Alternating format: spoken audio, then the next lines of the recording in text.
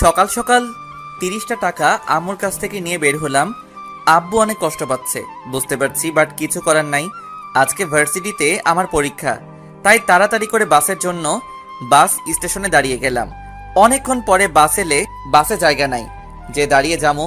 অনেক কষ্টে বাসের ভিতরে গেলাম। 10 মিনিট পরে ভার্সিটিতে চলে আসলাম। আর আমি নেমে গেলাম বাসা থেকে, না খেয়ে চলে আসলাম। হাতে আছে 20 টাকা, বাসায় যেতে লাগবে 10 টাকা, আর 10 টাকা আমার কাছে থাকবে।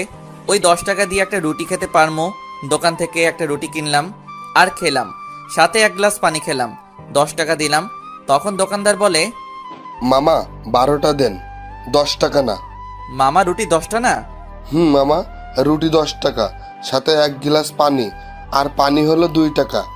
মামা 2 টাকা পরে দিয়ে দেই, আমার কাছে যে টাকাটা আছে সেই টাকা দিয়ে বাস ভাড়া দিয়ে বাসা যেতে হবে। ঠিক আছে মামা, পরে দিয়েন। আমি ভার্সিটির ভিতরে চলে গেলাম। সোজা আমি আমার সিট খুঁজতে লাগলাম। 1 মিনিট পরে আমি পেয়ে গেলাম। আমি বসে আছি, সিটে সবাই চলে আসলে, কিন্তু আমার সাথে যে লোকটা বসবে সে এখন আসে নাই। স্যারও চলে আসলে খাতা দিবে, তখনই একটা মেয়ে এসে হাজির। সবাই ওই মেয়ের দিকে হ্যাঁ করে তাকিয়ে আছে।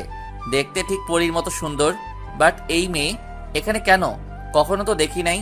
এই মেয়েকে আমাদের ভার্সিটিতে তখনই স্যার। আরে আদিবা, ভিতরে আসো।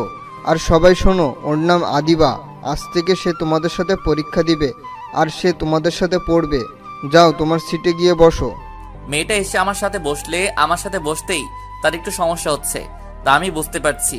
আমার কাপড়গুলো একটু পুরনো টাইপের, তাই আমি মেয়েকে বললাম, হাই, আমি আবির আহমেদ আদি। মেয়েটা ভাব নিয়ে কোনো কথা বলে না। তখন বুঝলাম মেয়েটা বড়লোকের দোলানি, তাই এত ভাব। স্যার খাতা দেওয়া শুরু করলে, সাথে প্রশ্ন। সবাই লিখতে শুরু করলে, আমি আমার মতো করে লিখছি। সবাই এক্সট্রা পেপার নিচে, আমি শুধু তাকিয়ে তাকিয়ে দেখছি আর ভাবছি কি এমন লেখছে তাদের এত এক্সট্রা পেপার লাগে। আমার তো আরো অনেক পৃষ্ঠা বাকি আছে। দেখতে দেখতে প্রায় সময় শেষের দিকে চলে এসেছে। তারপরে গিয়ে একটা এক্সট্রা পেপার নিলাম। একইভাবে ঠিক সময় লিখে পরীক্ষাটা দিলাম। সবাই বের হয়ে সব বন্ধুদের সঙ্গে কত কথা বলছে, বাট আমি বলতে পারছি না, কারণ আমার কোনো বন্ধু নাই। আমার পোশাক দেখে কেউ আমাকে বন্ধু বানাতে চায় না, আর আমিও কারো বন্ধু হতে চাই না। বাসায় আসার জন্য বাসে উঠলাম। 10 মিনিট পরে আমাকে বাসার কাছে নামিয়ে দিলে আমি বাসায় ঢুকি।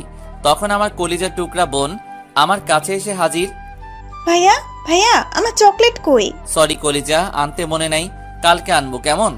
আমার কাছে টাকাও শেষ হয়ে গেছিল, যার কারণে চকলেট আনতে পারি নাই। আমি প্রতিদিন ভার্সিটি থেকে আসার সময় চকলেট নিয়ে আসি। আর হ্যাঁ, আমার ছোট বোনের নাম মারিয়া। আচ্ছা। ওই পাগলি,